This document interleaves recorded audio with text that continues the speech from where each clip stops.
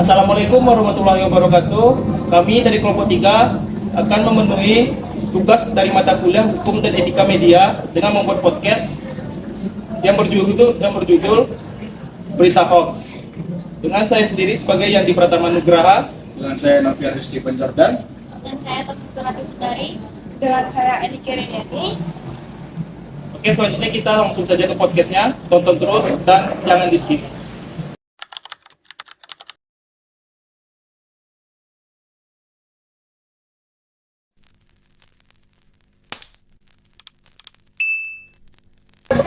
Halo teman-teman semua, selamat datang kembali di podcast kesayangan kita bersama saya Rati Sundari yang akan menemani waktu luang kamu di beberapa menit ke depan. Nah, hari ini saya udah kedatangan beberapa narasumber. Yang pertama ada perwakilan dari masyarakat sipil, lalu ada penegak hukum dan ketua komisi.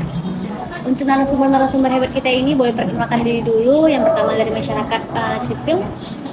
Halo semua, perkenalkan aku Ani Keriniani, perwakilan dari masyarakat sipil.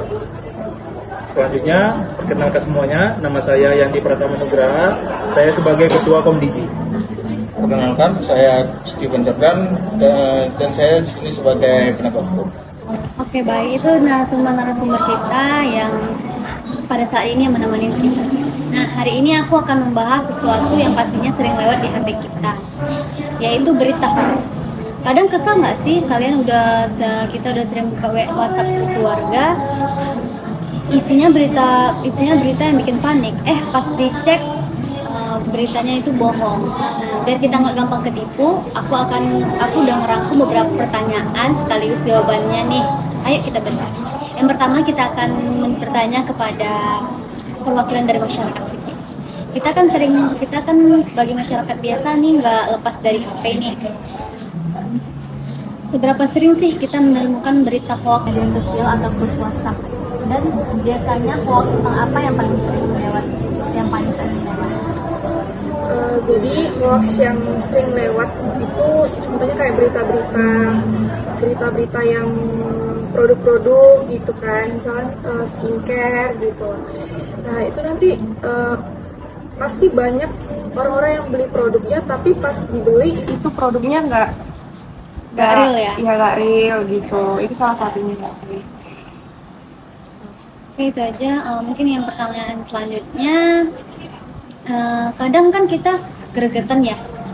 Kenapa sih masyarakat kita tuh, terutama ibu-ibu atau bapak-bapak, gampang banget nih percaya sama info, terus langsung main share aja tanpa dicek dulu. Menurut pandangan Mbak itu Jadi orang tua itu kan bisa dibilang gaptek ya, sedikit gaptek di sosial media gitu ya. Jadi kalau ada yang lewat misalkan di Facebook salah satunya itu ada yang menarik sedikit, itu sering di-share gitu. Contohnya kayak berita-berita kecelakaan, padahal itu beritanya sudah lama tapi baru di-share seperti itu. Oke, kita lanjutkan untuk kepada ketua komisi kita. Oke.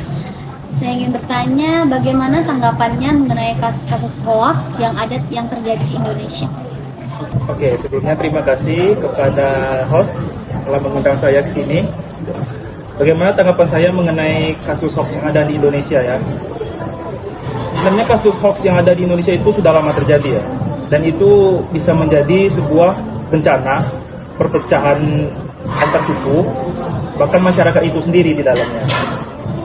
Tanggapan saya ya, kita bisa belajar lebih banyak, contohnya seperti meningkatkan literasi agar kita tidak tertipu dengan berita-berita yang muncul di sosial media maupun tersebar di dunia nyata. Nah, selanjutnya yaitu dampaknya itu bisa sangat berpengaruh. Contohnya salah satunya yaitu dampak sosial dan politik. Penyebaran hoax yang di media sosial itu bisa merusak kepercayaan, pemicu dan menciptakan polarisasi di tengah masyarakat. Isu bohong juga menjadi sering digunakan untuk menyerang figur publik ataupun lembaga tertentu. Misalnya ada sebuah masyarakat sipil yang sakit hati kepada lembaga pemerintah, akhirnya dia membuat berita hoax tentang lembaga pemerintah itu dan disebarkanlah ke seluruh media sosial. Itu kan bisa memperburuk reputasi lembaga itu. Itu sih menurut saya. Apa yang harus kita lakukan untuk menangani berita hoax yang terjadi di Indonesia? Untuk menangani berita hoax yang ada di Indonesia. Apa kasus hoax nih yang ada di Indonesia? Oke. Kalau menurut saya yaitu yang pertama meningkatkan literasi atau banyak membaca tentang apapun yang ada di internet. Ya, jangan mudah percaya dengan omongan orang. Jadi apa yang disebutin sama orang itu jangan terlalu kita percaya. Kita harus mencari sumbernya terlebih dahulu gitu kan. Jangan apapun informasi yang kita terima dari orang langsung kita percaya. Jangan ditelan mentah-mentah gitu ya. Jangan ditelan mentah-mentah. Informasi yang dari orang itu jangan naif. Iya. Jangan ditelan mentah-mentah.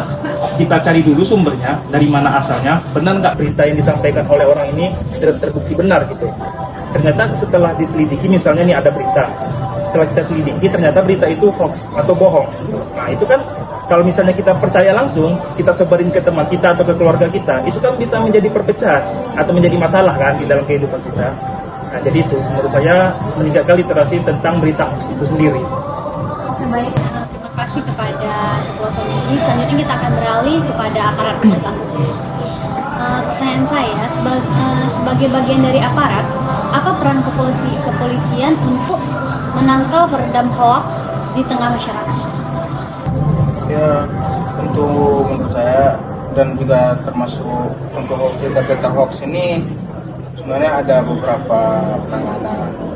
Ya seperti yang dibilang teman kita, yaitu kita harus membaca literasi lagi dan memastikan apakah berita-berita itu benar atau tidaknya. Teliti dulu, cek seperti kayak media sosial, kita lihat dulu dari akun manakah, apa akun itu resmi kah atau tidak. Kalau mereka misalnya dari masyarakat, pastikan lebih dahulu, apalagi kita aparat. Seorang aparat itu lebih baik memastikan dulu, mencari bukti-bukti, semuanya harus jelas. Jadi agar tidak terjadi kesalahpahaman atau asal tangkap gitu. Biar juga kita nggak merusak nama baik seseorang.